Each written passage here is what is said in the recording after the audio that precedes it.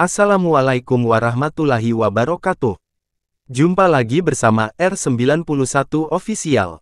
Bagi yang baru singgah di channel ini, saya ucapkan selamat datang dan salam kenal. Pada kesempatan ini saya akan membahas tahapan pilkada berkaitan dengan siapakah terlebih dulu dibentuk untuk pilkada 2024, apakah PPS atau PKD. Nah, sebelum kita bahas lebih lanjut, baiknya sahabat dukung dulu channel ini dengan cara like, subscribe, dan tekan tombol loncengnya.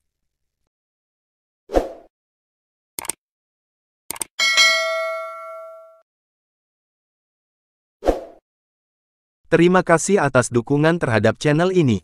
Baiklah sahabat, tahapan pembentukan PPS untuk Pilkada 2024 telah diatur dalam Peraturan Komisi Pemilihan Umum Nomor 2 Tahun 2024 tentang tahapan dan jadwal penyelenggaraan pemilihan gubernur dan wakil gubernur, bupati, dan wakil bupati serta wali kota dan wakil wali kota. Pembentukan PKD juga diatur di dalam Peraturan Bawaslu Nomor 4 Tahun 2022 tentang perubahan ketiga atas Peraturan Bawaslu Nomor 19 Tahun 2017 tentang pembentukan, pemberhentian, dan pergantian antar waktu Bawaslu Provinsi, Bawaslu Kabupaten, Kota, Panwaslu Kecamatan, Panwaslu Kelurahan, Desa. Baiklah sahabat, kita lanjut pada pembahasannya. Pembentukan PPS dan Pilkada 2024 merupakan sesuatu yang wajib dilakukan oleh KPU dan Bawaslu. Sebab, undang-undang telah memberikan instruksi itu. Sehingga KPU dan Bawaslu selaku pihak yang wajib mengeksekusi hal tersebut, di mana KPU wajib membentuk PPS, dan Bawaslu wajib membentuk PKD dalam tahapan Pilkada 2024. Nah, bagaimana pembentukan PPS dan PKD? Apakah lebih dulu dibentuk PPS atau lebih dulu dibentuk PKD? Hal semacam ini kerap menjadi pertanyaan di tengah masyarakat. Ada yang bilang, lebih dulu dibentuk PPS daripada PKD, tetapi ada pula yang bilang, lebih dulu dibentuk PKD daripada PPS. Alasannya, karena PKD akan mengawasi perekrutan PPS. Hal yang mendengar ini menjadi bingung dan terdiam. Jadi, mana yang benar sebenarnya? Pembentukan PKD dulu atau pembentukan PPS dulu? Nah, jika sudah seperti ini, bagaimana cara mengetahui dari ketidaktahuan itu?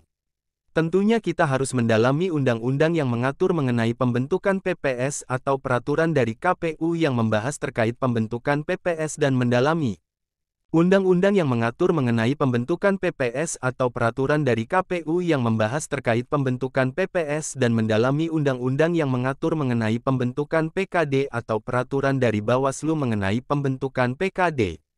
Ayo telusuri kedua undang-undang atau peraturan tersebut. Menurut undang-undang yang mengatur mengenai pembentukan PPS Pilkada, yakni Undang-Undang Nomor 10 Tahun 2016 tentang pemilihan gubernur dan wakil gubernur, bupati dan wakil bupati, serta wali kota dan wakil wali kota, PPS dibentuk oleh KPU Kabupaten, Kota paling lambat 6 bulan sebelum penyelenggaraan pemilu atau pemilihan dan dibubarkan paling lambat 2 bulan setelah pemungutan suara pemilu atau pemilihan. Hal ini juga sebagaimana dijelaskan di dalam Peraturan Komisi Pemilihan Umum Nomor 8 Tahun 2022 tentang pembentukan dan tata kerja Badan Ad Hoc Penyelenggara Pemilihan Umum dan Pemilihan Gubernur dan Wakil Gubernur, Bupati dan Wakil Bupati, serta Wali Kota dan Wakil Wali Kota.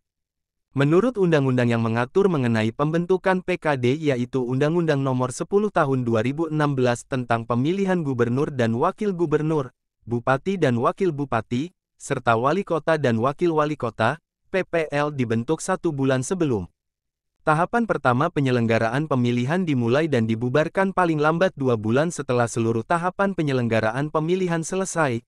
Jadi, PPL ini adalah penyebutan untuk PKD ya sahabat. Di dalam tahapan pilkada, PKD disebut PPL.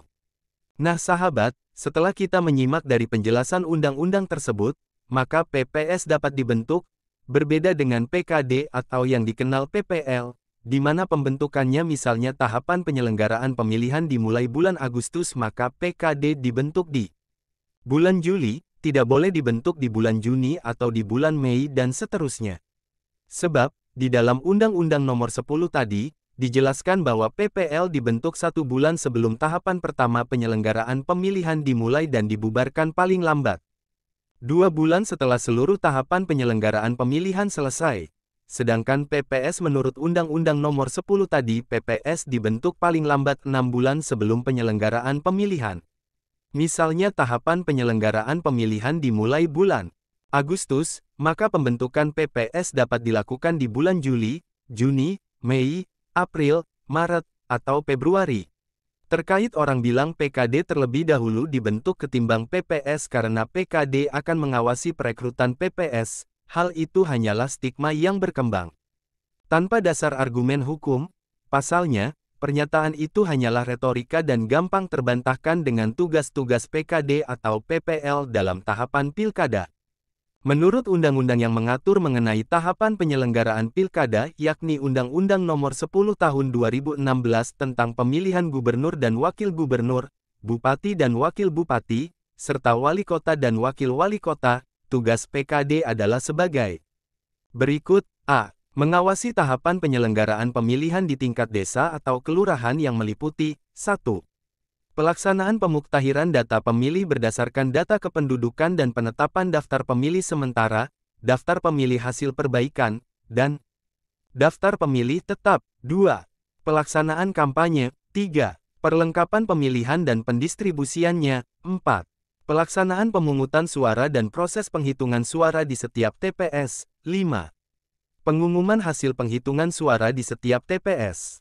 6. Pengumuman hasil penghitungan suara dari TPS yang ditempelkan di sekretariat PPS. 7. Penyampaian surat suara dari TPS sampai ke PPK. 8. Pelaksanaan penghitungan dan pemungutan suara ulang, pemilihan lanjutan, dan pemilihan susulan. B. Menerima laporan dugaan pelanggaran terhadap tahapan penyelenggaraan pemilihan yang dilakukan oleh penyelenggara pemilihan sebagaimana dimaksud pada huruf A. C. Meneruskan temuan dan laporan dugaan pelanggaran terhadap tahapan penyelenggaraan pemilihan sebagaimana dimaksud pada huruf B kepada instansi yang berwenang. D. Menyampaikan temuan dan laporan kepada PPS dan KPPS untuk ditindaklanjuti. E. Memberikan rekomendasi yang berwenang atas temuan dan laporan tentang adanya tindakan yang mengandung unsur tindak pidana pemilihan sesuai dengan ketentuan peraturan perundang-undangan. F. Mengawasi pelaksanaan sosialisasi penyelenggaraan pemilihan. G. Melaksanakan tugas dan wewenang lain yang diberikan oleh Panwas Kecamatan. Adapun kewajiban PPS adalah sebagai berikut. A. Bersikap tidak diskriminatif dalam menjalankan tugas dan wewenangnya. B. Menyampaikan laporan kepada Panwas Kecamatan berkaitan dengan adanya dugaan tindakan yang mengakibatkan terganggunya tahapan penyelenggaraan pemilihan di tingkat desa atau sebutan lain, kelurahan. C. Menyampaikan temuan dan laporan kepada Panwas Kecamatan berkaitan dengan adanya dugaan pelanggaran yang dilakukan oleh PPS dan KPPS yang mengakibatkan terganggunya penyelenggaraan tahapan pemilihan di tingkat desa atau sebutan lain, kelurahan. D. Menyampaikan laporan pengawasan atas laporan penyelenggaraan pemilihan di wilayah kerjanya kepada Panwas Kecamatan. E. Melaksanakan kewajiban lain yang diberikan oleh Panwas Kecamatan. Nah, setelah kita menyimak bunyi dari ketentuan di atas, tidak ada dikatakan pembentukan PPS diawasi oleh PKD atau PPL, sehingga perkataan orang-orang terkait pembentukan PKD lebih dulu daripada PPS karena akan mengawasi pembentukan PPS terbantahkan. Dengan ketentuan di atas tadi, nah, pertanyaannya, siapakah yang dapat dibentuk PPS atau PKD dalam tahapan Pilkada 2024? Jadi kesimpulan adalah PPS dibentuk paling lambat 6 bulan sebelum penyelenggaraan pemilihan dimulai. Sedangkan PKD atau PPL dibentuk 1 bulan sebelum penyelenggaraan pemilihan. Jadi, menurut saya, dalam tahapan Pilkada 2024, dapat dibentuk lebih dulu PPS daripada PKD. Nah, itulah pembahasan mengenai siapakah terlebih dulu dibentuk untuk Pilkada 2024, apakah PPS atau PKD. Semoga konten ini dapat bermanfaat untuk kita semua. Terima kasih telah singgah di channel ini. Bagi yang belum mendukung channel ini, silakan dukung channel ini dengan cara like, subscribe, dan tekan tombol loncengnya serta bagikan juga ke media sosial sahabat. Jika ada kesalahan atau kekeliruan dalam konten ini, mohon dimaafkan serta diberikan kritik dan saran perbaikan agar channel ini semakin baik dan berkembang. Assalamualaikum warahmatullahi wabarakatuh.